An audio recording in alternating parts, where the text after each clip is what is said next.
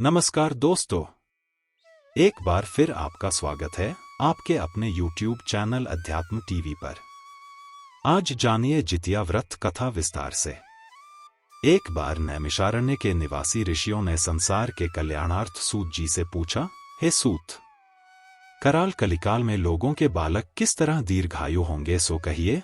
सूत जी बोले, जब द्वापर का अंत और कलयुग का आरंभ था, उसी समय बहुत सी शोकाकुल स्त्रियों ने आपस में सलाह की कि क्या इस कलयुग में माता के जीवित रहते पुत्र मर जाएंगे। जब वे आपस में कुछ निर्णय नहीं कर सकीं, तब गौतम जी के पास पूछने के लिए गईं। जब उनके पास पहुंची तो उस समय गौतम जी आनंद के साथ बैठे थे।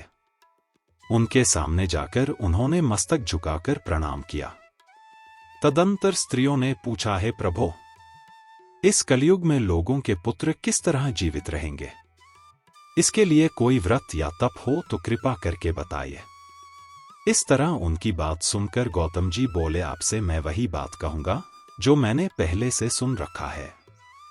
गौतम जी ने कहा, जब महाभारत युद्ध का अंत हो गया और द्रोण पुत्र अश्वत्थामा के द्वारा अपने बेटों को मरा देखकर सब पांडव बड़े दुखी हुए, तो पुत्र के शोक से व्याकुल होकर द्रौपदी अपनी सखियों के साथ ब्राह्मण श्रेष्ठ धौम्य के पास गईं और उसने धौम्य से कहा, हे विप्रेंद्र, कौन सा उपाय करने से बच्चे दीर्घायु हो सकते हैं? कृपा करके ठीक ठीक कहिए। धौम्य बोले, सत्ययुग में सत्यवचन बोलने वाला, सत्याचरण करने वाला समदर्शी जीमूतवाहन नामक एक राजा था। एक बार वह अपनी स्त्री के साथ अपनी ससुराल गया और वहीं रहने लगा। एक दिन आधी रात के समय पुत्र के शोक से व्याकुल कोई स्त्री रोने लगी, क्योंकि वह अपने बेटे के दर्शन से निराश हो चुकी थी। उसका पुत्र मर चुका था। वह रोती हुई कहती थी, हाय, मुझ बूढ़ी माता के सामने मेरा बेटा मरा जा रहा है। उसका रुंदन सुनकर राजा जीमूतवाहन का तो मानो हृदय विदीर्ण हो गया। वह तत्काल उस स्त्री के पास गया और उससे पूछा, तुम्हारा बेटा कैसे मरा है? बूढ़ी ने कहा, गुरुर प्रतिदिन आकर गांव के लड़कों को खा जाता है। इस पर दयालु राजा ने कहा, माता, अब तुम रो मत, आनंद से बैठो, मैं तुम्हारे बच्चे को बचाने का यत्न करता हूं। ऐसा कहकर राजा उस स्थान पर गया जहां गरुड़ आकर प्रतिदिन मांस खाया करता था। उसी समय गरुड़ भी उस पर टूट पड़ा और मांस खाने लगा। जब अतिशय तेजस्वी गरुड़ ने राजा का बायां अंग खा लिया तो झटपट राजा ने अपना दाहिना अंग फेर कर गरुड़ के सामने कर दिया। यह देखकर गरुड़ जी ने कहा, तुम कोई देवता हो? कौन हो तुम? मनुष्य तो नहीं जान पड़ते। अच्छा, अपना जन्म और कुल बताओ। पीड़ा से व्याकुल मन वाले राजा ने कहा, है पक्षीराज, इस तरह के प्रश्न करना व्यर्थ है। तुम अपनी इच्छा भर के मेरा मांस खाओ। यह सुनकर गरुड़ रुक गए और बड़े आदर से राजा के जन्म और कुल की बात पूछने लगे। राजा ने कहा, मेरी माता का नाम है शैव्या और मेरे पिता का नाम शालिवाहन है। सूर्यवंश में मेरा जन्म हुआ है और जीमूतवाहन मेरा नाम है। राजा की दयालुता देखकर गरुड़ ने कहा, है महाभाग, तुम्हारे मन में जो अभिलाषा हो वह वर मांगो। राजा ने कहा, हे पक्षीराज, यदि आप मुझे वर दे रहे हैं तो वर दीजिए कि आपने अब तक जिन प्राणियों को खाया है वे सब जीवित हो जाएं। हे स्वामिन, अब से आप यहां बालकों को न खाएं और कोई ऐसा उपाय करें कि जहां जो उत्पन्न हो वे लोग बहुत दिनों तक जीवित रहें। धौम्य ने कहा कि पक्षीराज गरुड़ राजा को वरदान देकर स्वयं अमृत लाने के लिए नागलोक चले गए। वहां से अमृत लाकर उन्होंने उन मरे मनुष्यों की हड्डियों पर बरसाया। ऐसा करने से सब लोग जीवित हो गए जिनको कि पहले गरुड़ ने खाया था। राजा के त्याग और गरुड़ की कृपा से वहां वालों का बहुत कष्ट दूर हो गया। उस समय राजा के शरीर की शोभा दूनी हो गई थी। राजा की दयालुता देखकर गरुड़ ने फिर कहा, मैं संसार के कल्याणार्थ एक और वरदान दूंगा। आज आश्विन कृष्ण सप्तमी से रहित शुभ अष्टमी तिथि है। आज ही तुमने यहां की प्रजा को जीवन दान दिया है। हे वत्स, अब से यह दिन ब्रह्मभाव हो गया है। जो मूर्ति भेद से विविध नामों से विख्यात है, वही त्रैलोक्य से पूजित दुर्गा अमृत प्राप्त करने के अर्थ में जीवित पुत्रिका कहलाई है। सो इस तिथि को जो स्त्रियां उस जीवित पुत्रिका की और कुश की आकृति बनाकर तुम्हारी पूजा करेंगी तो दिनों दिन उनका सौभाग्य बढ़ेगा और वंश की भी वृद्धि होती रहेगी। हे महाभाग, इस विषय में विचार करने की भी आवश्यकता नहीं है। हे राजन, सप्तमी से रहित और उद्यातिथि की अष्टमी को व्रत करें, यानी सप्तमी विद्ध अष्टमी जिस दिन हो उस दिन व्रत न कर शुद्ध अष्टमी को व्रत करें और नवमी में पारण करें। यदि इस पर ध्यान न दिया गया तो फल नष्ट हो ही जाएगा और सौभाग्य तो अवश्य नष्ट हो जाएगा। जीमूतवाहन को इस तरह का वरदान देकर गरुड़ वैकुंठ धाम को चले गए और राजा भी अपनी पत्नी के साथ अपने नगर को वापस चले आए। धौम्य द्रौपदी से कहते हैं, हे देवी, मैंने यह अतिशय दुर्लभ व्रत तुमको बताया है। इस व्रत को करने से बच्चे दीर्घायु होते हैं।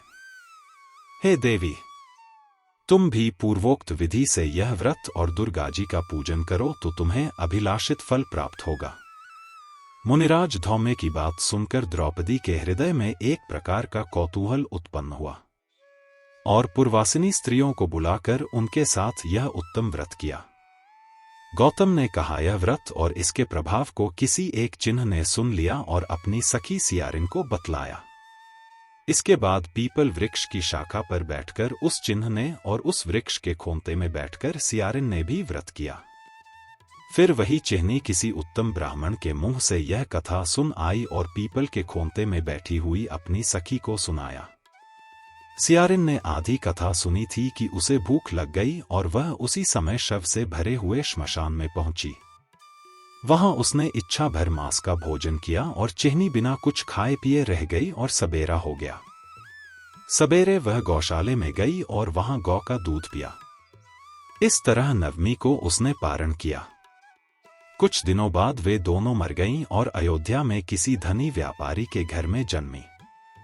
संयोग से उन दोनों का जन्म एक ही घर में हुआ, जिसमें सियारिन ज्येष्ठ हुई और चिन्ह छोटी। वे दोनों सभी शुभ लक्षणों से युक्त थीं। इसलिए बड़ी लड़की काशीराज के और छोटी उसके मंत्री के साथ गारहपत्य अग्नि के सामने विधिपूर्वक ब्याही गई। पूर्व जन्म के कर्मफल से वह मृगनयनी रानी हुई। जिस किसी भी संतान को उत्पन्न करती वह मर जाती थी और पूर्व जन्म की बातों को स्मरण करने वाली मंत्री की पत्नी ने अष्टवसुओं के सदृश तेजस्वी 8 बेटे उत्पन्न किए और सभी जीवित रह गए। अपनी बहन के पुत्रों को जीवित देखकर ईर्ष्यावश राजपत्नी ने अपने स्वामी से कहा कि यदि तुम मुझे जीवित रखना चाहते हो तो इस मंत्री के भी पुत्रों को उसी जगह भेज दो जहां मेरे बेटे गए हैं, अर्थात इन्हें मार डालो। यह सुनकर राजा ने उस मंत्री के पुत्रों को मारने के लिए कई नए प्रकार के उद्योग किए, पर मंत्री पत्नी ने जीवित पुत्रिका के पुण्यबल से बचा लिया। एक दिन राजा ने अपने आदमियों से उन पुत्रों का सिर कटवाकर पिटारी में रखवाया और वह पिटारी उनकी माता मंत्री पत्नी के पास भेज दिया। किंतु वे 8 शिर बेशकीमती जवाहरात हो गए और भले चंगे वे 8 लड़के अपनी माता के पास वापस चले गए। उनको जीवित देखकर राजपत्नी को बड़ा विस्मय हुआ।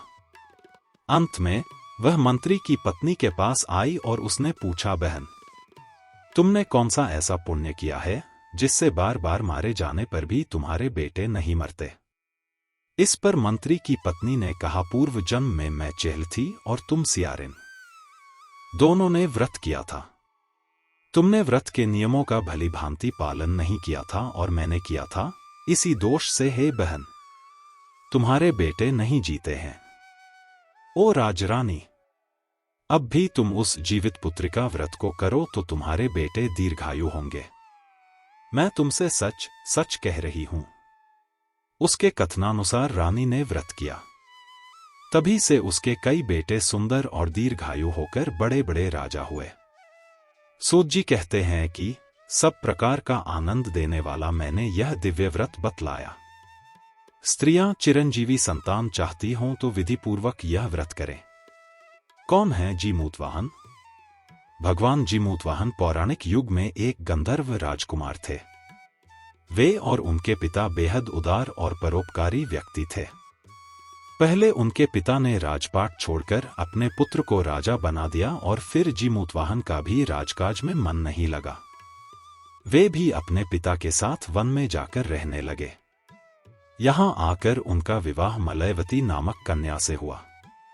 जीमूतवाहन को एक दिन वन में एक वयोवृद्ध महिला रोती हुई अवस्था में मिली। उन्होंने उस महिला से रोने का कारण पूछा तो उन्होंने बताया कि गरुड़ पक्षी को नागों ने वचन दिया है कि वह पाताल लोक में न प्रवेश करें, इसके लिए वे रोज एक नाग उनके पास आहार के लिए भेज दिया करेंगे, ताकि गरुड़ उस नाग को खाकर अपनी भूख शांत कर सके। उस वृद्धा ने बताया कि आज गरुड़ के पास जाने की बारी उनके बेटे शंखचूड़ की है। उन्होंने महिला को आश्वासन दिया कि वह उनके बेटे को कुछ नहीं होने देंगे। जीमूतवाहन पक्षीराज गरुड़ के पास स्वयं गए। चूंकि जीमूतवाहन लाल कपड़े में लिपटकर वहां गए थे, इसलिए गरुड़ पक्षी उनको पहचान नहीं पाए और उन्हें नाग समझकर अपने पंजे में दबाकर उड़ गए।